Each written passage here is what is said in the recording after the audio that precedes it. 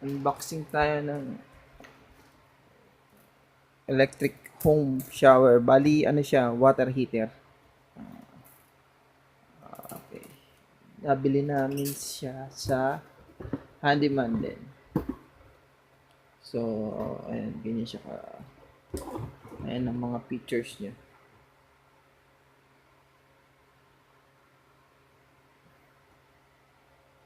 So, i-install ko to pagkatapos ma-unbox.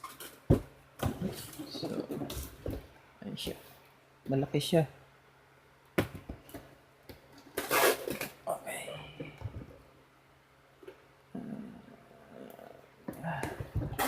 Ayan, may flexible pipes daw inside. So, unbox natin siya.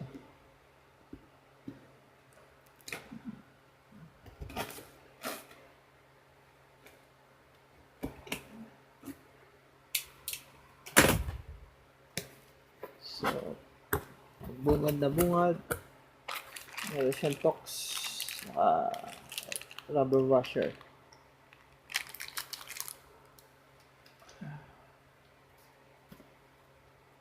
So, ito na yung item. Baliktad siya ng nakalagay. Pero tama naman yung pagkampas ko kasi nakatayo yung item. So, ito yung item na pangalan. Model niya DH-3HS2. Made by Panasonic. So, ayan po ang loob niya. Meron siyang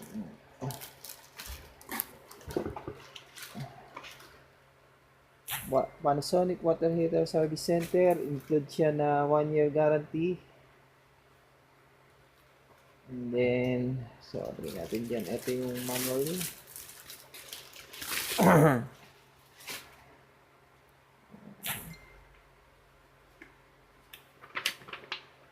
So, naman na. Okay. Then, ito yung meron din siyang kasamang mga accessories na shower, yung hose, saka meron din siyang soap, lagyanan ng soap holder.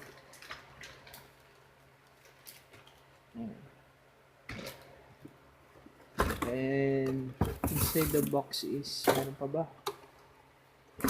Ayan.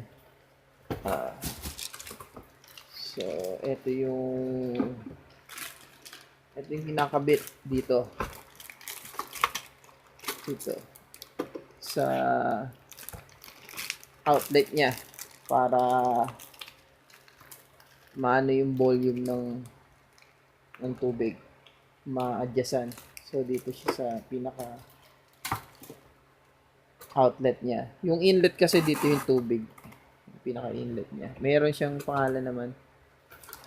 Tapos, ito yung sama niya.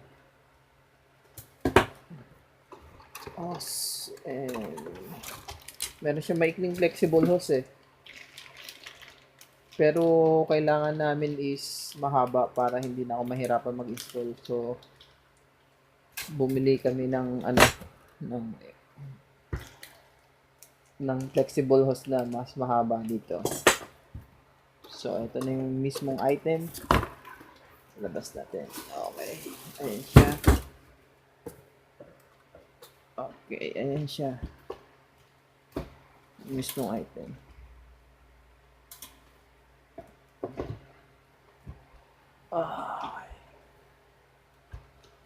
So, ito yung control niya.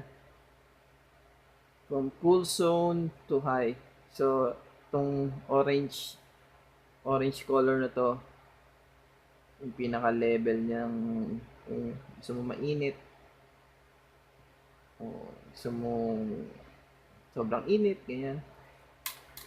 So, ito yung price niya sa on-demand. So, 5 years warranty to. Ang nakalagay dito is 1 year. Pero sabi sa akin ng sabi ko yung resibo, 5 years warranty siya. parts and service. So ito yung on and off. At dito yung pinaka niya.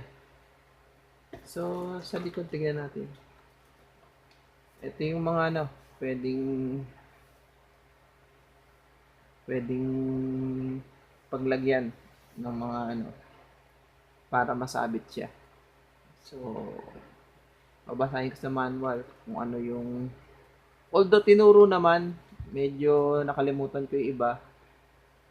Kaya kapag in-install ko na siya, papakita ko rin paano buksan. At kung paano siya lagyan ng wire. Okay. Yan. Pero sa ngayon, quick unboxing muna. So, dito kasi yung outlet para sa power. So, ito nga pala, meron na siyang sariling breaker sa loob. Kaya hindi na kailangan ng bumili pa ng breaker. Kasi yung mga old model ng Panasonic kasi yung bibili ka pa ng breaker para hindi ka madisgrasya. Kung makuryente ka, kung mag-malfunction man, so yung magti-trip na yung breaker para mamatay siya, pusa. So ito, built-in na siya yung niya, pinaka breaker niya nasa loob na. So kapag kinabit ko to, tetest ko na lang. So sa ngayon, quick unboxing muna. So ayan ang laman niya. Shower holder, saka yung spray niya, yung pipe hose niya, saka yung flexible hose na maikli, pero bumili kami ng mahaba. So, ang unboxing muna natin is eto. Quick unboxing. Hindi ko na ilalabas to. Kasi, lang naman siya. Hose and soap holder, saka shower holder. Saka, ito, holder na ito. So, ito yung isa sa mahalaga, yung kanina nga, control. Saka may extra washer siya para dito sa outlet. Okay?